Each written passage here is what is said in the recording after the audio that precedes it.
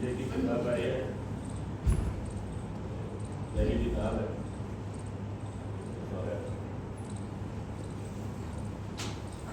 मैं पूरी बात करूँगा एकदम जो प्राकृतिक हैसियत से आलोचना में मेरी कोई दखल नहीं है। देखिए, मैं कभी भी किसी को अगर पढ़ना शुरू करूँगा तो किताब हाथ में आते ही मैं जानना चाहूँगा कि इसका भूगोल क्या है और उस भूगोल को वो कैसे देखता है। क्या वो डायलेक्टिकल होकर उस भूगोल को देख रहा है या बहुत भावुक होकर उस भूगोल को देख रहा है। जब तक उस भूगोल को वो डायलेक्टिकल होकर नहीं देखेगा तो फिर वहां फंसाने की बहुत सी जगह हैं, वो आपको भी रुलाएगा और खुद भी रोएगा। तो भूगोल का मतलब यह है कि हमारे हिंदी के या दुनिया के और भी कवियों की बात करूं, अगर उनको उनके भूगोल से काट दीजिए तो उनके पास कुछ नहीं बचेगा, और जो बचेगा अपने मतलब का नहीं बचेगा। केदार को बुंदेलखंड से अलग कर दीजिए, त्रिलोचन को अवध से अलग कर दीजिए, बाबा को भोजपुर और विद्या से अलग कर दीजिए, क्या बचेगा उनके पास। तो भूगोल का मतलब यह है कि वो भूगोल का मतलब केवल एक भूभाग नहीं है, उस पूरे भूभाग में जो भी है, मनुष्य है, जानवर हैं, पेड़ हैं, पक्षी हैं, नदी है, ये सब के प्रति हमारा क्या डायलेक्टिकल अप्रोच है। नदी सूख रही है, इसके लिए छाती पीटने से तो काम नहीं चलेगा, सबको दिख रहा है नदी सूख रही है। तो एक सुघर क्या करता है कि पाठक को, सामान्य पाठक को कविता पढ़ने की तमीज भी सिखाता है। वो कैसे कविता कंसीव करे, समझे कैसे कविता। देखिए, अभी हमारा जो मानस है, मैं लोग पर भी आकर बात करूंगा, हमारा जो मानस है, अभी हमारे पास ऐसे कवि हैं कि अभी कविता कम भी हो जाए तो हमारे आम आदमी को कोई मुसीबत नहीं होने जाती।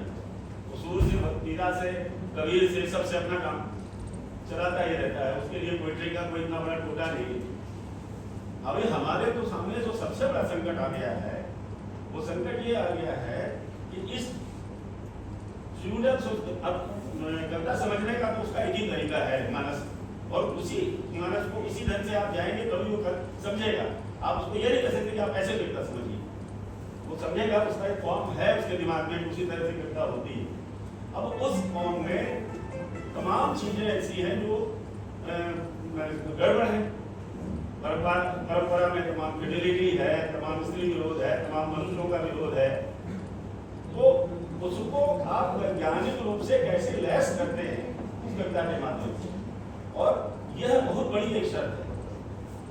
आप जब लोक में जाएंगे ना, तो लोक में बहुत जादू है, और लोक में ऐसे ऐसे जादू है कि ऐसे ऐसे रीच है कि आपका पैर पकड़ के छोड़ेंगे नहीं। भाषा का जादू वहाँ है, मेला खेला का जादू वहाँ है, कौन सा ऐसा जादू है लोक के अंदर जो आपको पकड़ना है।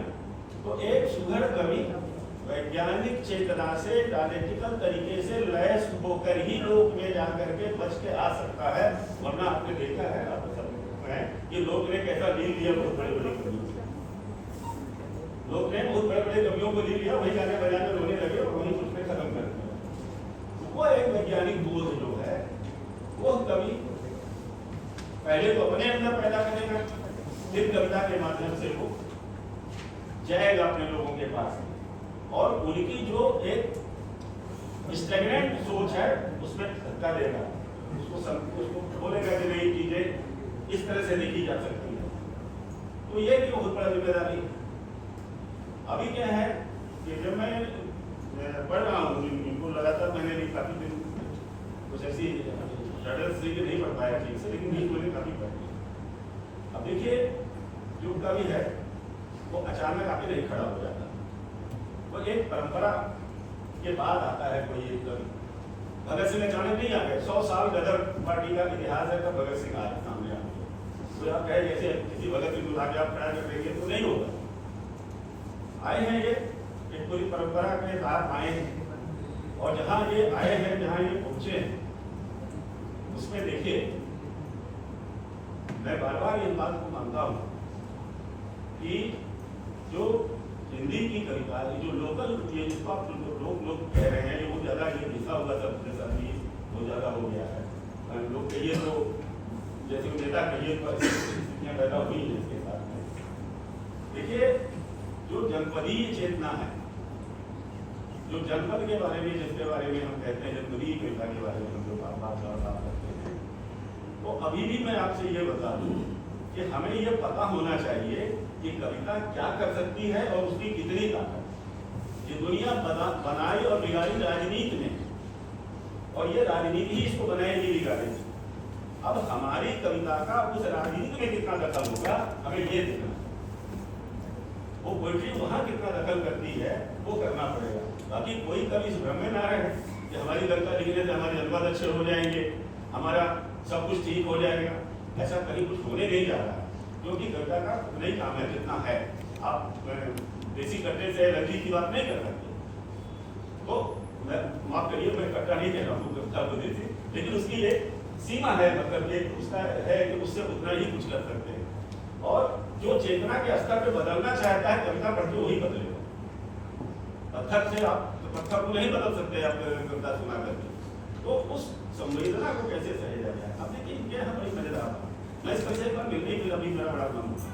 एक छोटी सी कविता है, और भी कविताएं हैं, और वो कविता ने मुझे दहला दिया। मैंने अपनी पत्नी को कविता सुनाई और विक्रम को कविता सुनाई, और उसमें केवल 4 लाइनें हैं मैंने कविता के आखिरी में। भाई ये कहाँ गई कविता? पास है, एक मिनट रुक जाइए थोड़ा सा। 33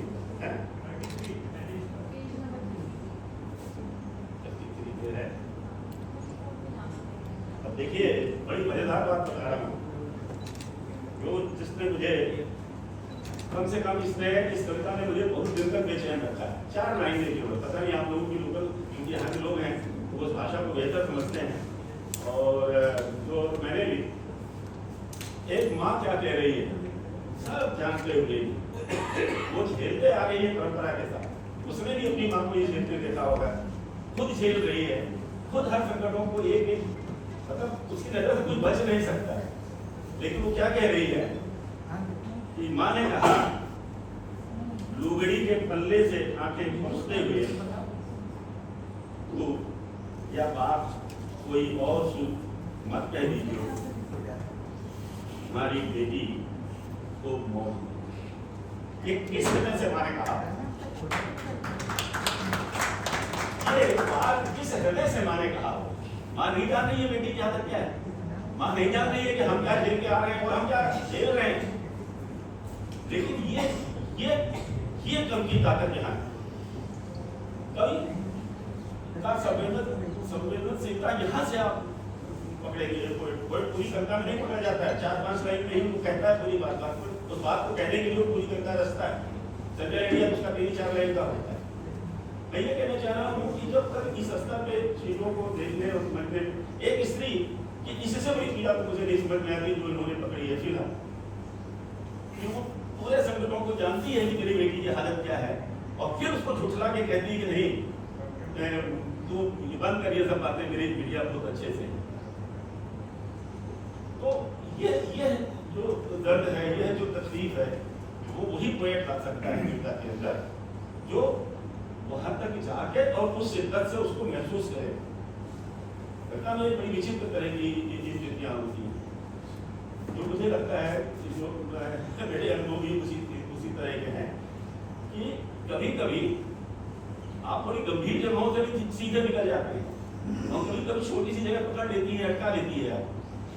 ये आपकी मनस्थिति उस समय क्या होती है। एक इनकी कविता है सहजन लाना, और ये लाना वो लाना।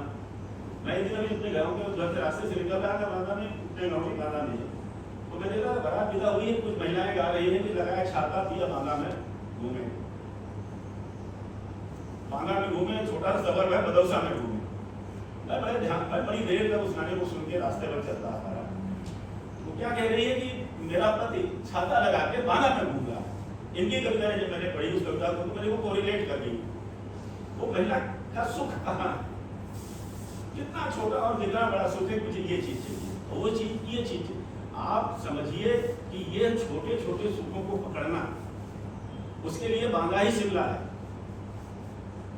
उस गांव की महिला के लिए जो बांगा कभी बीमार हो, अस्पताल में आए, कभी वरना तो अच्छे समय में तो नहीं है, उनके लिए बांगा ही शिमला है। वो कहती है कि जैसे मेरा पति मरीन ड्राइव में घूम रहा है, वो कहती है कि लगा छाता पिया बांधा मैं हूँ। अब ये देखिए छोटी छोटी चीजें, मेरे लिए ये ला देना, मेरे लिए ये ला